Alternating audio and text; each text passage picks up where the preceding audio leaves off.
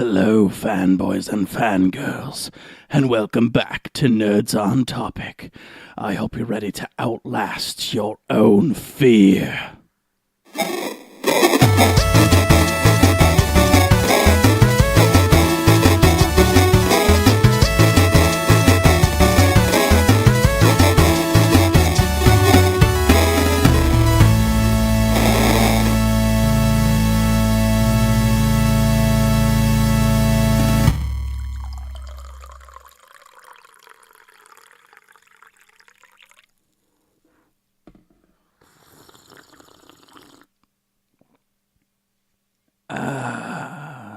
Welcome. I am Kevin, your solo nerd, and I hope you're ready for a frightful episode. Oh god. I'm dying. Okay. So yeah, obviously I'm not going to talk like that the entire episode. What's going on, everybody? Of course, this is Kevin, your solo nerd, and welcome back to Nerds on Topic. So since it is a very special day, for those who don't know, it is Halloween. I am supposedly required to, on this spooky day, bring you something horror and or mythologically or I should say mystically based? I don't know. Anyway, so I'm going with the former and bringing you a horror game for also the last day of video game month. So next week, I hope you guys are ready because we're starting on second string DC heroes and or villains. Yeah, I'm excited. Woo, man. So no lie, while I was recording this intro, my entire computer crashed and deleted my first take of it. So this is actually take 2, believe it or not. I know, I'm amazing. You couldn't even tell that this isn't even the first time I've done this. Any hoozles, today I'm bringing you a very interesting game that I am somewhat familiar with called Outlast. So, for those who don't know, this is one of my topic episodes. So I do 2 types of episodes. I do news and I do topics. And for topics, I pick a different topic from nerd and or geek culture, and I bring it to you with where I do a shit ton of research. I do so much research that I seem to have found myself locked up in an insane asylum full of weirdos that are trying to murder everybody. And oh yeah, so there's also like a black cloud and an insane guy who thinks he's a priest. And yeah. So I seem to have found myself in a little bit of a boondangle, haven't I? You know, I don't know if it's from recording this podcast or what, but I sure do use a lot of really weird, random-ass words. I don't know. Starting to find myself slowly drifting away mindlessly off into the ether as everything around me slowly collapses like none of it really matters. Huh. So how's everyone's Halloween going? I know mine was Yeah, I ended up getting called into work, so this episode's coming out a little bit later than I wanted, but hey, I'm recording at the witching hour, so it's perfect. Woo! Okay, I'm going to stop trying to interpret a Thurman and continue on with everything. So I'm bringing you guys the first game in the Outlast series, mostly because I don't want to fit 2 games into this one thing, and like it feels perfectly spooky if you just do the one thing in a lot of detail as opposed to my normal, here's a really brief but really cool outline of the entire fucking series in order. So this time I'm actually going to do it in the way it was released, and when I say that, it's because there's DLC. Anyways, yeah, let's just skedaddle on into things, huh? Let's do that. And as I've taken to doing during these episodes, I'm going to give you my own personal history with the topic. So, man, I didn't really, whenever I was writing this all down in the first place, I wrote down a few years back, but then I realized when this game was released, and I was like, shit, it's been 5 years. That's a long ass time. I'm getting old. So a few years back, so about 5 years ago, I was staying over at one of my buddy's places. Um, and he was playing, and I quote, this creepy new horror game on Steam. And so I sat there and I watched him for a little while, and then it ended up kind of going into this whole thing where me and him were up all night, just like I was just sitting there watching him play this one game as he was attempting to escape from what I saw was a creepy ass doctor looking dude through vents and like over doors and shit. And then I think I like later on had a really weird dream about doing the same thing or something similar. I don't know. It was weird. Anyway, yeah, so like that is my personal experience with the game. I've never actually played it. I've seen playthroughs of it, and stuff like that. But that's about the extent of my personal interaction with the Outlast series. Uh, so with my own personal history done, I'm going to just wander on over to this next little section, which is the about the game. So Outlast is a first-person survival horror game published by Red Barrels in 2013. And if you're wondering what else Red Barrels has published, literally nothing. They have only done Outlast, the DLC for Outlast, and Outlast 2. They said they were going to do Outlast 3, but that has been apparently put on indefinite hiatus. So in September of 2013, the original Outlast game was released to some pretty good, what's the word I'm looking for? The reception. That's the word I'm looking for. And then after that, it was released I don't really care. It's been released for Xbox, been released for PlayStation, and now it's actually on the Switch. The second game was released April of 2017.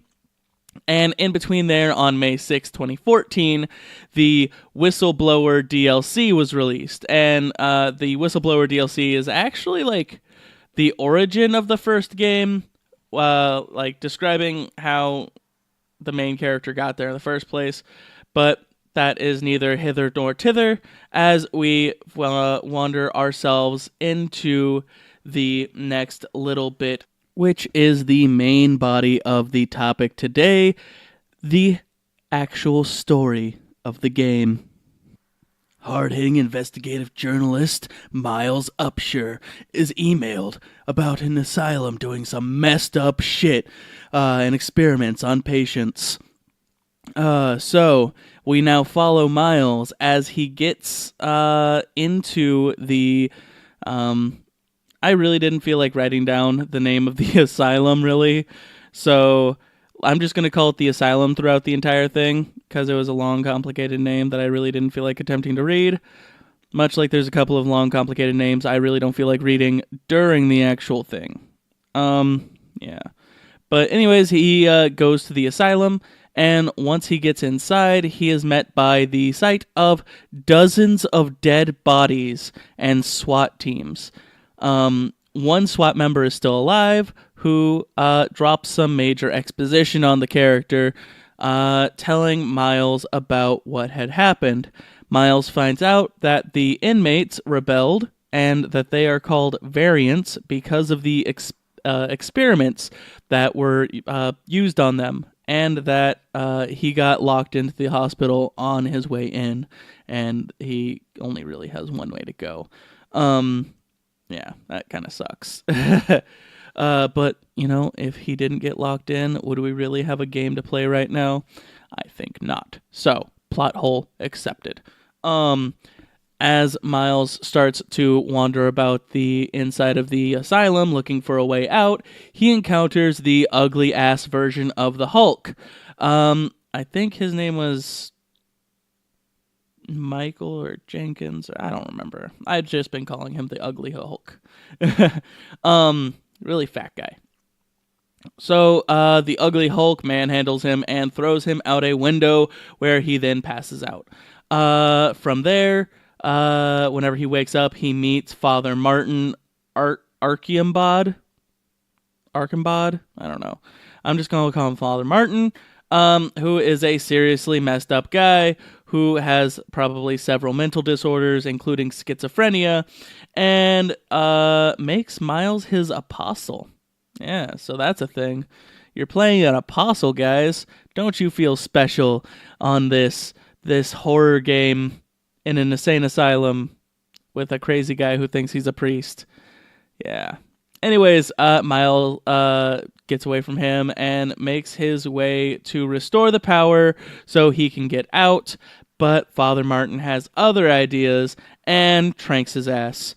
He ends up showing Miles footage of this weird black cloud thing called Walrider, who he says is what really killed everyone inside of the asylum. And yeah, so doesn't this sound like some Lost shit right here? Like a black cloud, like a like a smoke monster. Yeah, so he shows him footage of everyone being killed by a Walrider. When Miles wakes up again, he finds himself in a more messed up part of the asylum, which is a bunch of cells that still is kind of inhabited. Yeah, so this is where, like, the game really starts, as you find yourself wandering through the catacombs of well, I wouldn't really call it catacombs, but the hallways and aisles and cells, more specifically, of the asylum.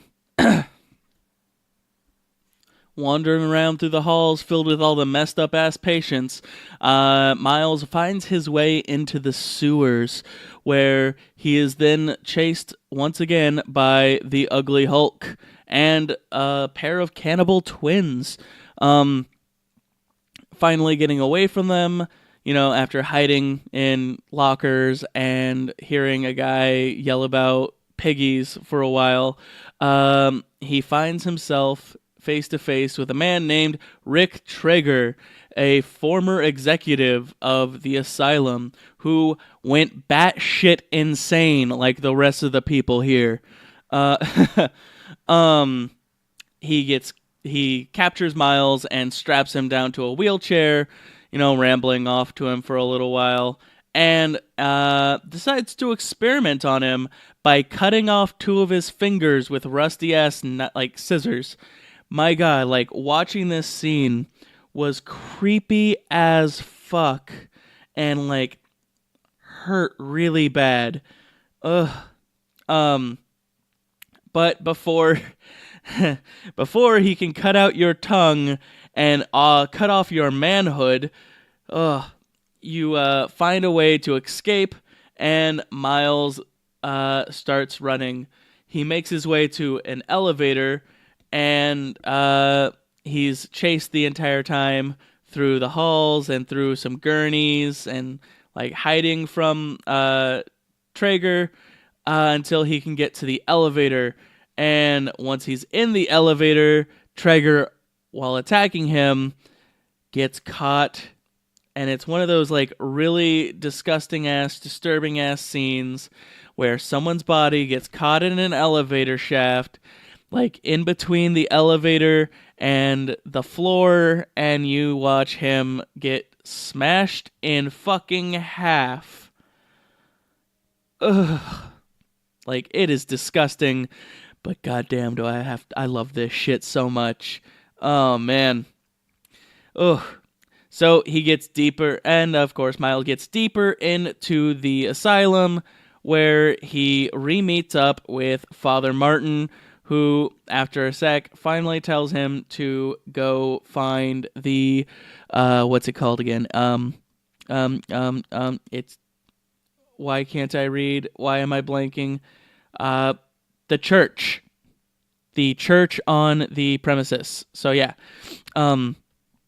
he makes his way there, but on the way he finds out that Walrider was made by I think German scientist named Dr. Rudolf Gustav Wernicke, under a secret government program known as Project Paperclip, I think.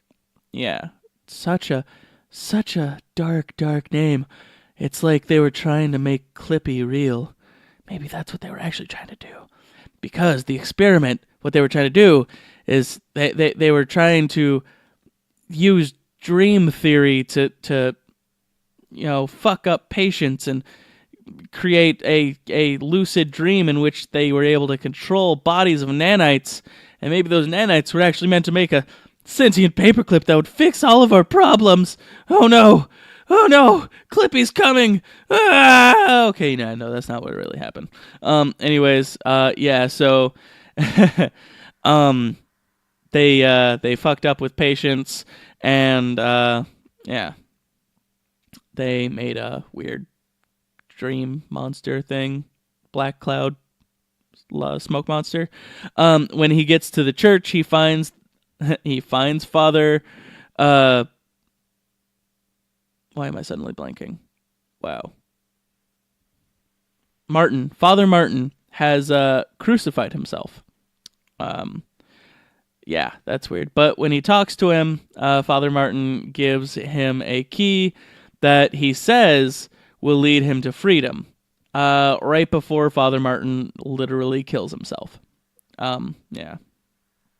While on his last leg of escape through an underground lab that he found through the elevators that the key gave him access to, he finds himself running away from fucking ugly Hulk guy again. Right before he is taken out by the Wall Rider.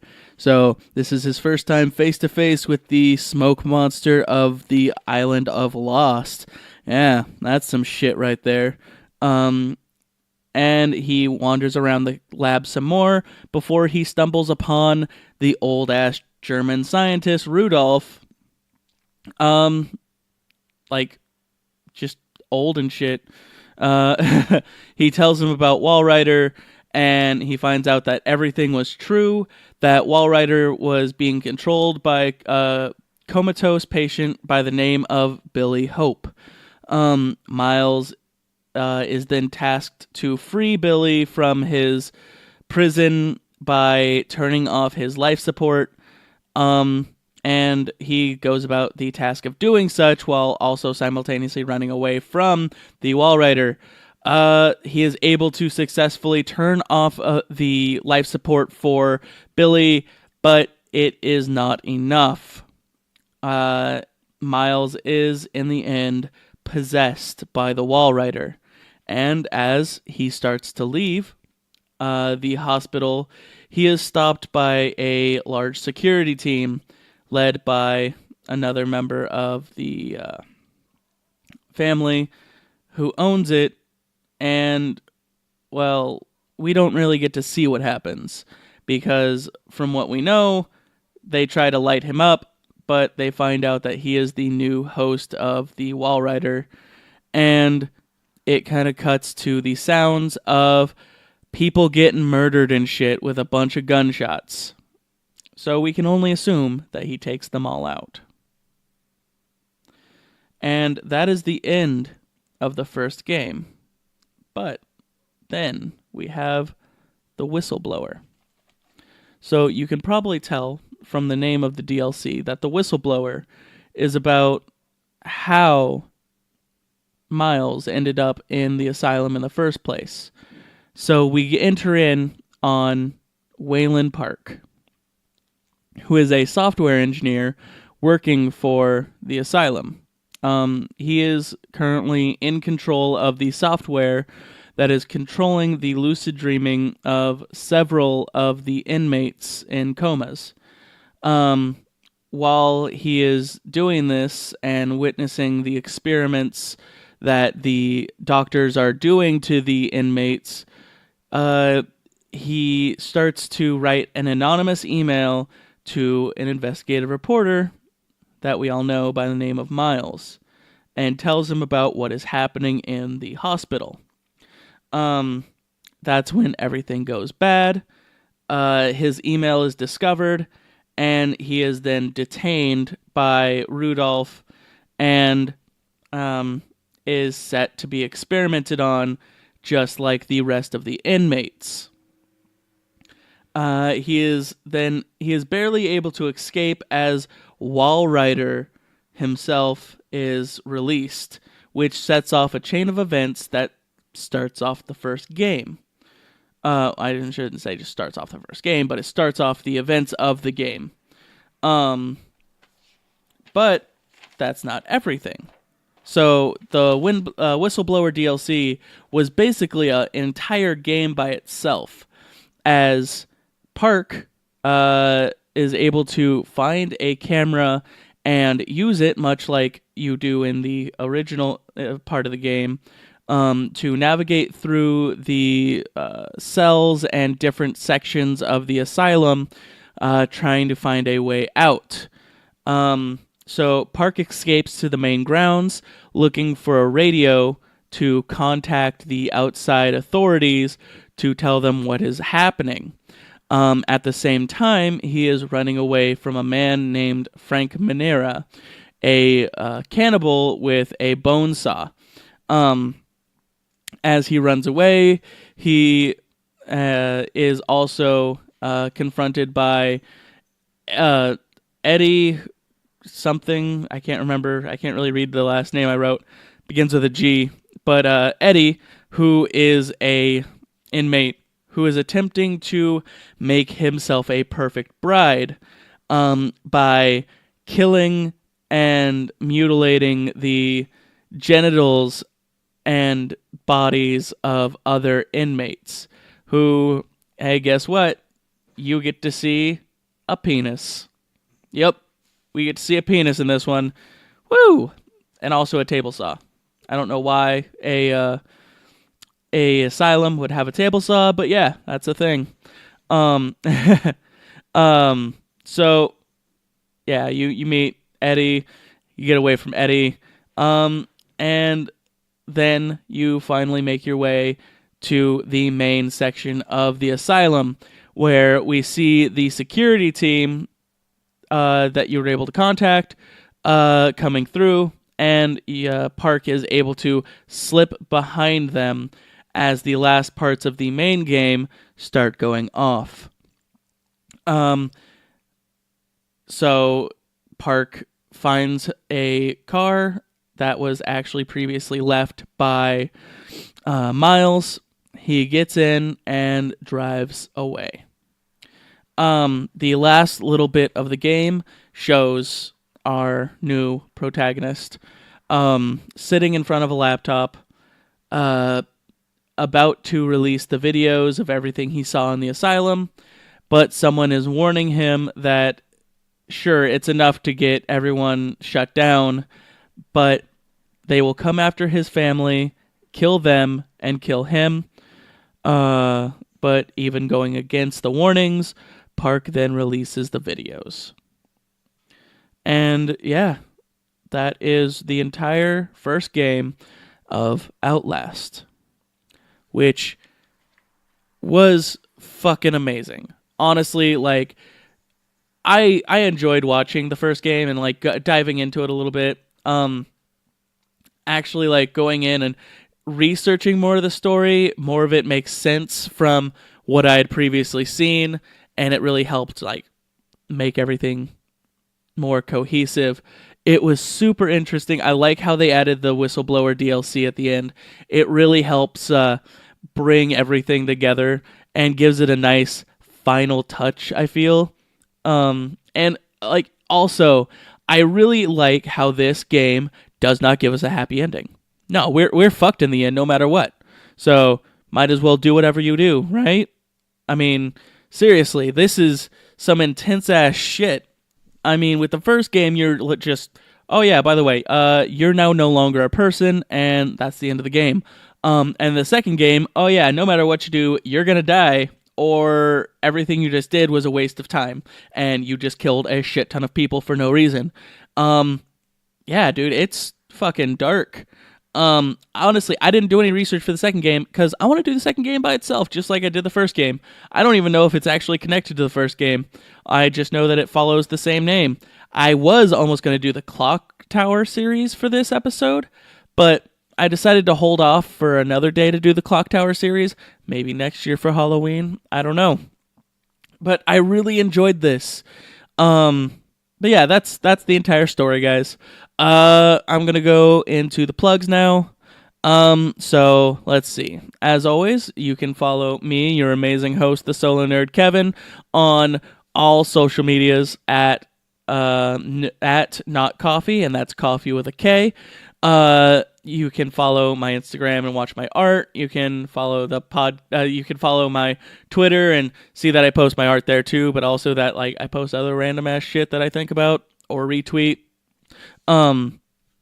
You can follow the podcast on all social medias at Nerds on Topic. You can email the podcast with any comments, questions, or suggestions at gmail.com, nerdsontopic@gmail.com. You can also follow the amazing DJ who does all of my sound work, Swa, on all social medias at Swa Music. And yeah, I think that's everything. Thanks again to, people that help me out every time I do an episode. The Podcast Builders League, you can find them on Facebook. You also thanks to Jacob from Art and Jacob Do America. Thanks for all your shout outs on the show, guys. It really helps, really appreciate it. And of course, thank you all who actually listen. I wouldn't be doing this without you. And every single one of you helps me every single day, whether you know it or not. So yeah, remember guys, this is Nerds on Topic, and we are not the podcast you're looking for. Bye-bye.